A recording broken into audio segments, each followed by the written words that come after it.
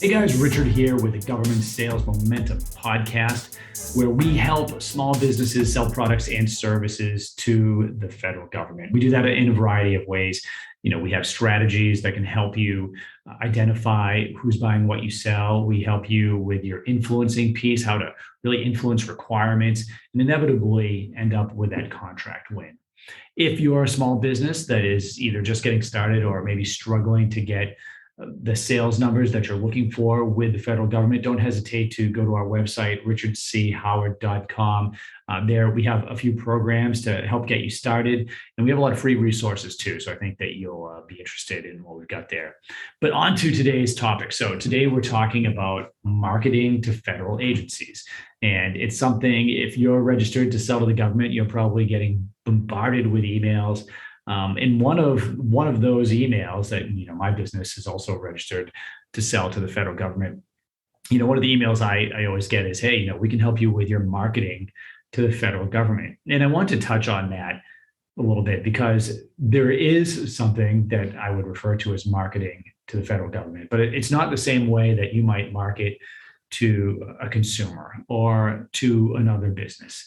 So when I think about marketing to a federal agency, what we're not talking about is sending emails to people that you don't know. Just, think about those email lists that, you can buy or scrape or do whatever.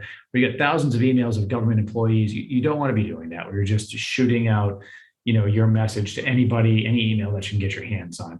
That is not going to be effective for you. It's probably wasting your time. You're probably going to get filtered out of a lot of those email servers anyway. But what you want to do when we're talking about marketing is we want a potential buyer to know about your company, to learn about your company. And the best way to do that is you want to be extremely focused. So when I think about how I'm going to market to a federal agency, for instance, for one of my clients, what I want to know first and foremost is, okay, what product are you selling or what service are you selling? All right. Once I know that, and then I know what agency I'm trying to sell to, now we can kind of deconstruct who the actual buyers are, who you need to influence. So, if it's a services, if you're looking for services contracts in a particular agency, we can take a look and find the contracting officers that are actually working some of those issues. Now, you can do this in a variety of ways, because that's going to be the question. Well, hey, how do I even find those people, right? There are a lot of free resources you can use. You can use usaspending.gov to take a look at the types of services that you're selling or products that you're selling, and try to look for. You can get a little bit of the information on some of the contracting officers that were involved with email addresses. You can use FPDS, which is a repository for all of the federal contracts. You can use a paid system, essentially, or a software tool like BidSearch or GovTribe. There's a lot of them out there. There's some really expensive ones too, but I don't think you necessarily need that for this type of research. But really, whether it's a free system or a paid system, you can do the research and find out, which actual offices are in charge of purchasing related to what you're selling. And that's the key, right? So if we know, and I'm located near Hanscom Air Force Base, and I was an acquisitions officer there, so we'll use that as an example, right?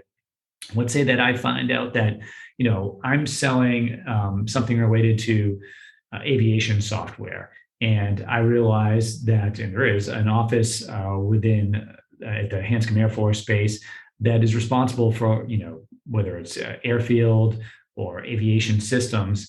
We can find out which offices over there actually specialize in those. And look, there's a lot of aviation tools out there, right? So I'm being general because I know there's a few offices there, including my own, that worked on those types of problem sets and programs. But once we know that, now we can get an idea of, okay, who's actually running the programs. And so, from my perspective, the best marketing you can do is, especially, and we're talking cold, right? You don't know anyone necessarily over there. You can find contacts from past contracts.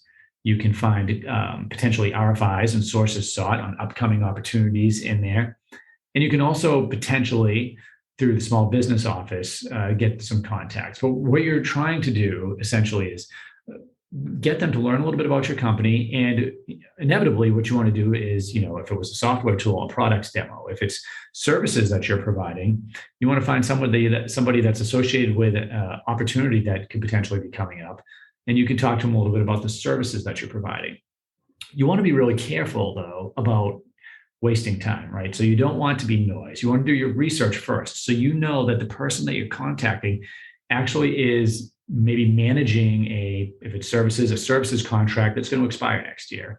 And you need to know, if it was IT services or if it was, some other specialty that, first of all, aligned with what your company can provide, and that they're working on that. So now when you're reaching out and you're saying, hey, here's our capability statement, we provide services, this is our past performance, or hey, maybe you're teamed with somebody else, and we really like to talk to you about what we could provide on your upcoming contract.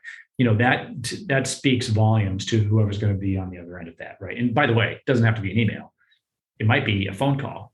Just keep in mind, if you're sending an email to a government system, and I had this problem just with my wife all the time, she'd send me an email from her civilian or Gmail, or whatever it was, or her work email address, and it would get filtered out by the .mil account that I was on. So keep in mind that might happen. So you might want to make an actual phone call. But look, they're going to be so much more receptive knowing that you've done your homework, you know what they're working on, you know what their problem is, and that you're trying to provide a solution. And I think you'd be surprised at the rate of or the percentage of win on this. I would say is just being able to set up potentially a demo or a, in this day and age, a Zoom meeting, or even just a phone call with them and maybe some engineers on the staff to talk about what you've got. That's going to go a long way, because not only are you going to be marketing in the sense that you're going to be teaching or helping the government to learn about your company and what you provide, but it's also a great way to learn about other upcoming opportunities. I don't know how many times I've researched one opportunity, and then after having a conversation, I realized, hey, there's actually a few other areas here that we could engage on that we wouldn't have known about had I not talked to, the lieutenant colonel that's running X branch, or to the captain program manager at this base. There's a lot of, for lack of a better term, goodness that can come from having those conversations. And so when I think of marketing, that's what I'm thinking about. I'm thinking about actually having conversations with program managers and potentially contracting officers that are actually trying to solve problems that you have a solution for. And that's where you really want to be. So it might not be what you thought when you saw, hey, this podcast is going to be on marketing to the federal government. But from my perspective, that's exactly what you want to be doing. So you're doing your research and you're being very targeted. And that's where you're sending your email, you're setting up your phone calls, your in-person meetings, essentially, or demonstrations. Now, another way that you can market, and this is really a great opportunity as well, is, and I've talked about it in previous podcasts, are conferences. So, and these are great because you can register, you can set up a booth, and, much better to target a conference that is going to be attended by the personnel in the agency that you're trying to sell to. And again, you can go back and take a look at another podcast if you want to get in depth on conferencing. But, going to a conference is a great way to meet the people in the organization, let them know that you exist, have those conversations. Again, it's all about the conversation. So you'll be a lot more successful in the federal space if you're not just trying to send out 1,000 emails or even write 1,000 proposals without talking to anybody on the other side. You might hit, one or two, but if you want those repeated wins, this is the way to do that. So hopefully this episode helps. I know we've got a bunch of interviews scheduled for the rest of the year, which I think is really going to be helpful and intriguing and informative for the listeners of this podcast. And then I'll also be coming on in the middle of those and giving you my thoughts on different strategies and techniques, different things that I'm seeing out in the field with my clients and problems and struggles they're having, or even some big wins. Again, if you want to talk about any of this, richardchoward.com. Don't hesitate to go over there, fill out the consultation form. We'd be glad to talk to you. All right, have a good one.